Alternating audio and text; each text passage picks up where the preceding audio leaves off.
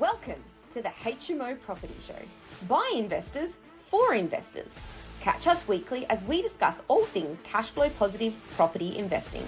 Whether you're a seasoned investor, a new landlord, or just curious about property investing, this is the podcast for you. Sponsored by the Co-Living Collective, your trusted partner in creating vibrant and sustainable shared living experiences. Visit us at colivingcollective.com.au to learn more. Welcome back to the HMO Property Show. I'm your host, Neil Gibb, and it is my first week back in the office after what can only be described as the best 5 weeks of my life on holiday with my little fan band, my wife and my two gorgeous kids. And yeah, I won't lie, I have got the holiday blues and I am struggling to get back into it this week. But massive thank you and massive shout out to my amazing team for just sometimes when the leader goes on holiday, he comes back and the wheels have fallen off, but the wheels were well and truly bolted onto the wagon. The team in general just performed like they do when I'm here. It just kept going without me, which actually made me question myself. Am I actually needed as much in this business? But yeah, honestly, massive thank you to the team. They did a great job. In terms of the holiday, we went from Perth to Singapore, had a little mini holiday in Singapore. Then we flew to England to see the family. Whilst we were in England, we flew into London. We drove from London to Middlesbrough, which is from one end of the country to the other. We went from Middlesbrough to Leeds, back to Middlesbrough to Manchester to see Oasis, which was incredible. Whether you're an Oasis fan or not, Oasis mania has taken over the UK. And everybody from the age of 25 to 60 is talking about going to see Oasis. It was incredible. 85,000 people stood in a field singing along to every single song. It was, absolutely incredible. Absolutely loved it. After the UK, we flew to Santorini. I had 5 nights in Santorini, which was incredible again. And then just to top it off, we stopped in Dubai on the way back. And if I'm honest with you, Dubai was the probably highlight of the holiday. And what I've seen in Dubai was just an obscene amount of wealth. And I'm talking like construction going on everywhere, Lambos, Ferraris, designer handbags, designer clothes, kids with designer watches on, kids with designer swimsuits and designer handbags because the parents have just got so much money they don't know what to do with it, so they dress the kids up like they're adults, which I thought was stupid. But it made me think, like, what are all these people doing? Where is all this money? Because yes, Perth is a very wealthy state and Australia in general is very wealthy, but the level of wealth in Dubai and the level of wealth on shore in Dubai, which is mainly down to the tax haven that it has become, and there's more and more millionaires moving to Dubai. Apparently there's like 75,000 millionaires that live there. 75,000, something like 500 decamillionaires, which is people that are worth over 100 mil. And there's something like 10 billionaires that live there. There's some serious cash floating around. And it made me think, how are all these people making money? So I always knew there was 3 ways to make money in this world, but now I've done a bit of Googling with my old friend ChatGPT, and we've come up with the 5 ways to generate wealth in this country. And I know for a fact that they're all being used out in Dubai because, speaking of, I've got friends out there that are living there. I follow quite a few influencers that are out there, and they're all in different areas. So we're going to talk about what they are doing out there and how they're making money. So number 1 of the 5 ways to build wealth. My favourite, the first thing that I started in, property, real estate. And why is the reasons to invest in real estate, as we all know and love. If you listen to this podcast, you probably love real estate anyway. But the real reason, or the 5 reasons that I can come up with that we'd want to invest in real estate is leverage first and foremost. We can control $1 million property with a $200,000 deposit. So you put $200,000 down, but you control $1 million property by getting $800,000 from the bank. The other bonus from this is the capital growth on that property is on the full asset value, not just the 20% you put in. So if you own $1 million property with an $800,000 debt against it, and the property goes up 20%, that's your $200,000, not the bank's $200,000. You still owe the bank 800 grand, but your $200,000 has just gone up 20%. It's gone up 100% because it's gone from 1 million to 1.2, which is $200,000 worth of capital growth, but you only put $200,000 down. So although the property 20%, your return on your investment was 100% cash on cash return. That is the power of leverage and capital growth. As we know, if you're investing in the right asset, the tenant pays the debt. That means that the rent that's coming in covers most of, or if not all of the mortgage, especially if you're investing in a HMO. If you're investing in your standard negatively gated thing, just chasing capital growth, congratulations, at least you're in the market. However, you are sacrificing your lifestyle and you are tied to a job to make sure that your income covers the shortfall on that mortgage. And then we've also got ways to manufacture growth, which, this is how I started my journey. And we're still doing a lot of manufacture growth strategies in terms of developments right now. But you've got renovations, you've got subdivisions, you've got construction, you've got strata titling. There's so many ways that you can manufacture growth in real estate. It's unreal. It's a really, really good asset. It's slow to make money compared to some of the other ways we're going to talk about, but it's a really, really good asset, good flexible asset. Everybody knows it. Everybody lives in one. Not everybody knows how to make money from them. And that's why we do this podcast. And that's why we've set up this business to help people, everyday Australians, invest in this space. So how it builds wealth: tenants can pay down the mortgage and you get equity growth.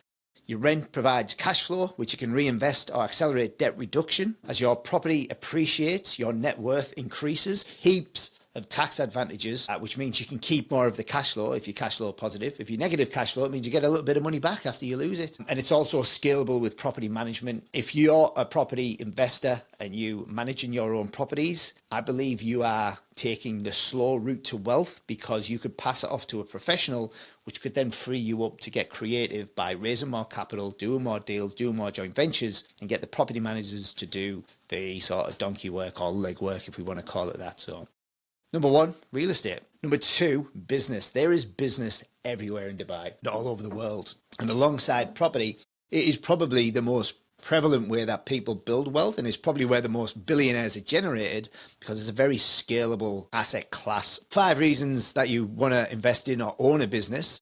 You've got unlimited income potential. If you sort your sales and marketing out, there is no salary cap to what you can earn. There's no cap to what you can earn. Depending on what that is, there's obviously digital assets nowadays are more scalable than a business like ours. Ours is scalable, but not as scalable as, for instance, there's a billionaire in Perth who has a company called VGW. And in 10 years, he went from zero to a net worth of $4 billion, because he has an online casino, which is very, very scalable. Build that platform and you can get out to many, many people, scale it really easy. So there's no salary cap to what you can earn when you're in business.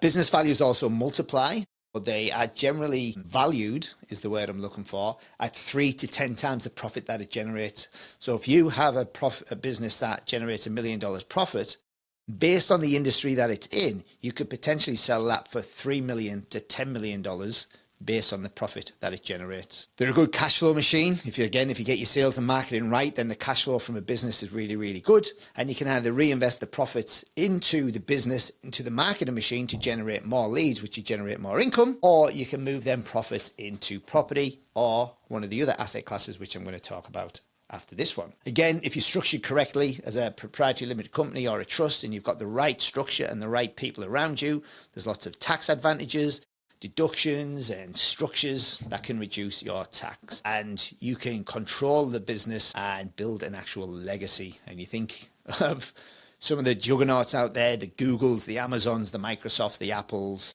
etc., etc., etc. You can build something that is much bigger and lasts a lot longer than you.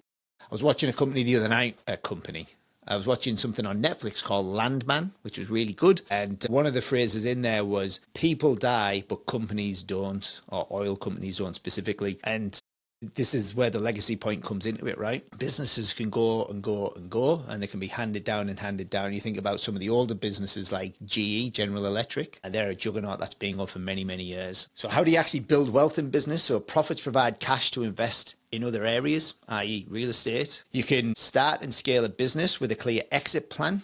And on that exit, you can sell that profit, you can sell that business for a multiple of the profit that it generates and create life-changing money. I've got friends in this space which have walked away with many, many zeros in their bank account nowadays, just from starting and scaling businesses. And they are also clients in the business as well, because they realize that, they can put money into real estate and it's a good safe haven, because money in the bank is just getting eaten up by inflation. You can also build systems and teams which can do the work for you so that your wealth grows without you trading too much time. I'm in a position now where we've got, I think it's 27 or 28 people across all of the different businesses that we've got. And obviously, if I had to run these businesses without the team and without the systems and without the processes, then I wouldn't have much of a life and I'd be absolutely frazzled. And by the way, some business owners still are in all areas of their businesses, and this is why some of them fail to grow, because the business owner becomes a bottleneck. And you can scale, franchise, and then you can use your profits to fund other wealth vehicles and use that compounding effect. And if you are a business owner and you do not diversify your profit into real estate, then I'd be asking yourself why not, because typically some of the business owners that we speak to, and I'd probably say like 75 to 80% of them, just pay themselves a really good wage or pay themselves dividends, but they don't pay into their super, and they also spend a lot of the money that they earn and they're not actually putting it into another asset class. So if anything happens with their business in the future, then all of their wealth literally disappears overnight. But if they take some out and they start putting it into real estate and start building a little side hustle on the side, then they could sell that business in the future, and then they've also got a good wealth store on the side as well. Okay, another way that people are building wealth in the world right now is shares, commodities, and crypto. So 5 reasons that they are investing in these areas. Low entry point, number 1. You can start with very small amounts and scale up. I've seen some people put very small amounts into crypto and make some really good money, and shares as well. Started dipping my toe into the share market probably over the last 24 to 36 months, and seeing some good stuff in there. I mean, like I said, one of the things is, it's a very kind of, once you're in, you're in. You don't need to constantly check up, or you don't need to do anything unless you are trying to catch the wave. But once you're in, you're in. So you can start with small amounts and scale up. I'm in some really, really interesting companies at the minute, and it's only a small amount of my wealth. I'd probably say about 10% currently is in shares, and I'd say about 10% is in crypto as well. So the beauty of them is liquidity. You can buy and sell really quickly when needed. But with real estate, if you want to sell your property, you're not going to sell it overnight. There's generally a finance, you've got to market it first, you've got to find a buyer, you've got to negotiate, you've got to get your finance approval, then you've got to get it settlement. So, it's a 3-month exercise if you need to get out of some of your real estate stuff. But shares are a lot more liquid. You can get dividends and yield from shares. So your shares can pay dividends, crypto can earn staking rewards if you're in the right thing. Again, do your own research before you get involved in any of this stuff. I am just bringing this to your attention. Shares can compound as well, so you can reinvest your return for exponential growth. And you can also leverage shares as well. Combank and NAB, they have like a share leverage, what's the word I'm looking for, platform, where you can borrow money from the bank. Again, very similar to putting 20% deposit down on a property and getting 80% from the bank. You can put money into shares and you can leverage against them with finance from the bank as well. And you can diversify, so you can spread your risk across multiple different entities that you want to invest in. But it also, if you're just invested in property and or business or property, then you can diversify some of that money into shares like I have, and spread the risk. Problems with crypto, it's a bit of a shark, unregulated sort of space right now. Banks aren't too keen on it. They don't like you taking your money out of their bank and into crypto exchanges. But coins like Bitcoin can act like digital gold, and it's actually gone through the roof, to be honest, hasn't it? I mean, currently sitting around 177,000 Australian dollars, and the market cap is 3.5 trillion.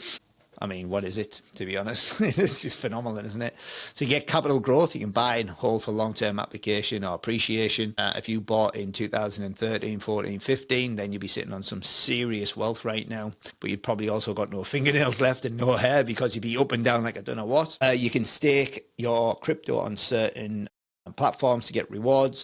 And you can also do what's called yield farming, so that you can get passive income. And that also falls into so when the market's going sideways, nothing really happens.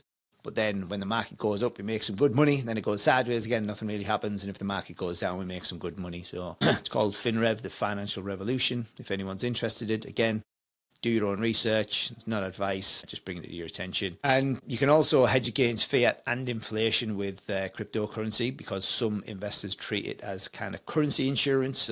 If they know a fiat currency like the Australian dollar or the American dollar is going to fluctuate, then they can stake it against a crypto and then pull it back in. So how do you build wealth in crypto? Capital gains from price appreciation, dividends and staking income, which can be reinvested.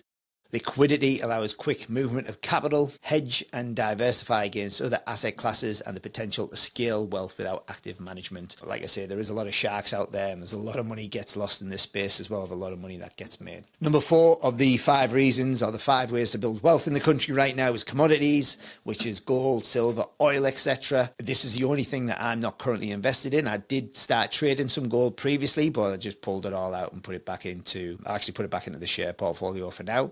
But there is some positive news around gold, and I'm pretty sure some of the economists are saying it could go up to $4,000 US. When I was investing in it, it was around 2,500, up like 2 to 2,500. So I made some decent money on it. But I think it's sitting around 3,000 at the minute. It could go to 4. Reasons to invest in commodities: hedge against inflation, generally retains its value as money weakens. It's a safe haven in economic downturns. Tangible assets with global demand. Diversifies your portfolio again by balancing higher risk investments. Generally, gold, silver and oil are quite stable, and they always kind of track in the right direction. Oil generally wants to sit between like $70 and $90 a barrel, which is where the US dollars is where they kind of want it to sit. And it's easy to store or hold via ETFs. So yeah, you can, along with this and shares, you can put these into managed funds and you can get other people to manage this for you. So if you don't know what you're doing, you can get other people to do this for you. And then, how does it build wealth? How do commodities build wealth? So it preserves purchasing power during currency decline. So again, when currencies drop in value, like the Australian dollar has, if you're in gold, which is primarily in US dollars, then you'd have made some really, really good money, because the Aussie dollar against the US dollar has gone down, but then the value of gold has gone up in US dollars, so you would have made some really good money there. Can be liquidated quite easy, so you can take advantage of new opportunities, and acts as insurance for your more aggressive investments as well. Again, relatively stable, so depending what your risk tolerance is depending whether you'd actually want to be in that asset class. Again, I'm not a massive fan of them. I prefer things that you can add value to yourself, like real estate and business and shares. Yeah, I'm only putting a little bit of my wealth into shares because, again, it's out of my control and I'm not a massive fan of putting things into things where I can't really control the outcome, like real estate and business. Manufacture growth strategies, or you can just master sales and marketing and scale your business that way, and you're in control of your own destiny. Number 5 on the list, and the last one, is intellectual property, so royalties and licensing. So this is, we're talking like books, ebooks, audio books, which you get the royalties on for everything that's sold. You can build some software, apps or online courses, which would give you a kind of subscription income. Think of the likes of Dimter Boholt, other people in this space like the Kerwin Rays, the Tony Robbinses, all these type of people. That's intellectual property that they've created and is online, and people would pay to get access to that. Kind of falls into a bit of a business as well, but it is IP, and you can build a business around your IP as well. Patents and trademarks, you can license these to other businesses. So if you can trademark something that you've done or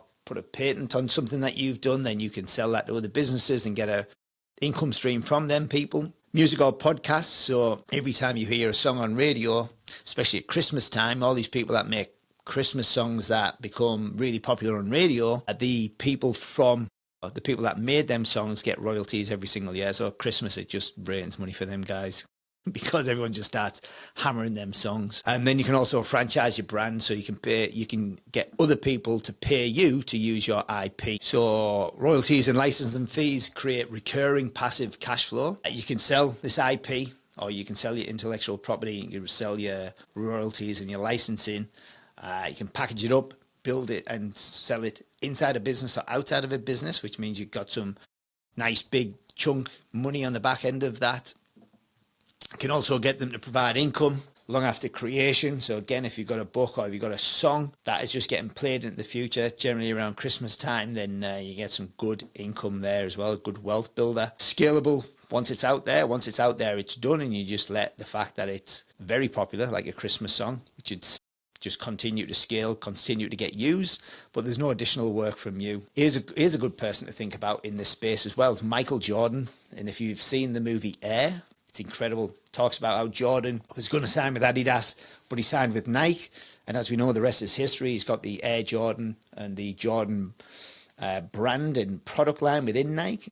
And it shows you how he is still now building true residual wealth, and that brand continues to scale without any additional work from Michael himself. And he has definitely created multi-generational wealth, which he can pass down to his kids and all their family. So there you go.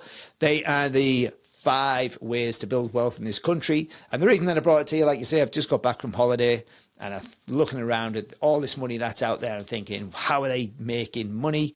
And these are the 5 ways. Could have went into more depth there and what type of business you can set up to build wealth. But, you know, business is business, and there is so many different businesses out there that make money. In fact, I was with a guy yesterday, a very, very entrepreneurial guy in Perth, and he said that he's involved in NBA trading NBA cards, and he invested in a business and created what's called breaking, where they open boxes of NBA cards live on Facebook Live and basically sell the cards live online for people that want them. Let's say like you open a box and you've got a Michael Jordan card, for instance, and this company is generating like 7 figures a month by buying boxes of cards and then selling them individually on a Facebook Live. So there is so many ways to build, not just build wealth, but there's so many business ideas out there that if you're passionate about something and you can find a way to monetize it, then you should get it out there and